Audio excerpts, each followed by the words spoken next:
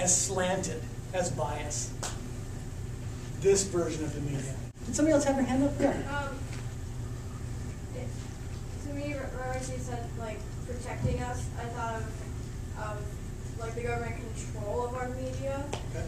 and this picture I just see like the government big and like putting us putting us to bed, or putting us like teaching us what they want us to know. Okay, so in isolation, the picture might mean one thing and might have a certain resonance, but politically, spoken by the president, revisited and kind of writ large by this famous painter, it has another feel for you. All right, now who else had a problem with this statement? Please tell me this. Yes? I noticed like the whole, again, this is sort of bias. The father like isn't really like saying goodnight to his kids. He's just standing there like looking down at him like, these are my pride and joy. Again, there is this sort of interesting gender role thing played out here, right? Okay, now, I hope many of you will remember this statement from Leopold.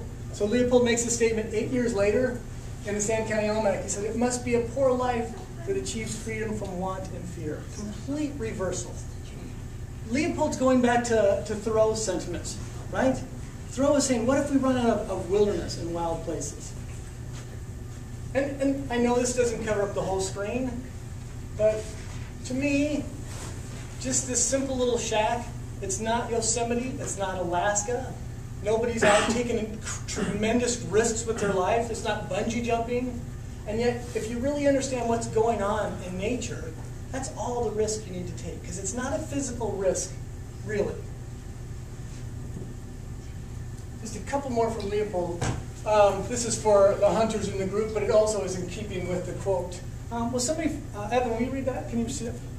The measure of success is in this is all well enough, and perhaps is A requisite? requisite to objective thinking, but too much safety seems to yield only danger in the long run. Okay, somebody today help us understand how too much safety, and think of our situation right now, could possibly be problematic. Yeah. I just thought of like the airports and the security system. Okay. Yeah, Kate. Well, I'm from the suburbs, and it's always safe there. And now that I live here, it's less safe. And so my mom was always, close the garage door, you never know who's going to come in. And like, I have taken those and applied them here, and it's just made me more scared of living in the city. Well, let me ask you a question though. When you lived in the suburbs, how many of you lived in the suburbs? Okay, when you lived in the suburbs, was it less safe, not for you, but generally, was it less safe in the cities? If I live in Northfield, does the fact that I live there change the living conditions for people here? Might it change my perception about how it is here? Yes. Yes, right? And this is Leopold's point. It's the perception of safety that's problematic. Right now, I was going to say this room is climate controlled, but I don't think it is. It's about 85 degrees in here. But if this room were the way that it's supposed to be, it would be 73 degrees, and none of us would be afraid of climate change. We feel totally safe, right? If we live in the northern climates, or if we live at the equator in Africa, and we have no air conditioning, or we have no heat, and we rely on the ice shelf for our living, we don't feel safe. But we feel really safe, right? So Leopold says this is the real danger, is your perception of your safety. Okay, last big quote, and then we'll move on.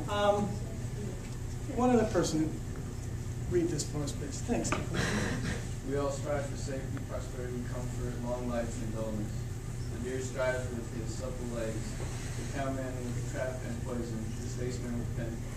The most of us with machines, boats, and dollars, but it all comes to the same thing, peace in my time. Okay, thank you. So, dullness. We seem to think that we're after dullness. But you came to Oxford, you came to the I-Term because the last thing you wanted was dullness, boredom, right? We don't want any more of that. We want to be wide awake. We want to be leaning back in the chair. Now, other than Kogel, how many people have ever heard this phrase in our time? Is this familiar to anyone? Two people? Couple. It's been around 1549, and the Common Book of Prayer was the first time it was used. It was picked up. Oh, sorry, I have to do this. I'm going to make just a little aside. Here. I'll be as brief as I can. Last Friday when Bob, Lars, Phil, and I and Lori met, we were discussing this last week, and I said that I had brought a copy of The Big Two-Hearted River for Lars, and as I was handing it to Lars, Bob said, "What's that?" I said, "Oh, it's The Big Two-Hearted River." And I said to Lars, "You're going to love this," and Bob said, "No, I won't." I said, "I think you will." Bob says, $50. Says that he won't love it. And so I'm going rogue, so to speak, and I'm going to talk just briefly about that story, even though I'm breaking the rules of the bet, because I'm convinced that it's relevant to the things that I've shown, and I'm convinced that Lars will love this story. Has he even read it yet? No, he won't need to. If he had an inclination to love it, he would have read it. No, that's not necessarily true. He's been busy. I wouldn't bet. Okay, so this is a picture of the Big Two-Hearted River. How many have read the story? I think about half of us. All right, so for the other people, it comes from a collection of stories titled, appropriately, In Our Time. And it takes place about 1921, right after World War I. The main character, who's based on the author, on Hemingway, just gets back from World War I. He's a soldier, and he's suffering terribly from post-traumatic stress syndrome.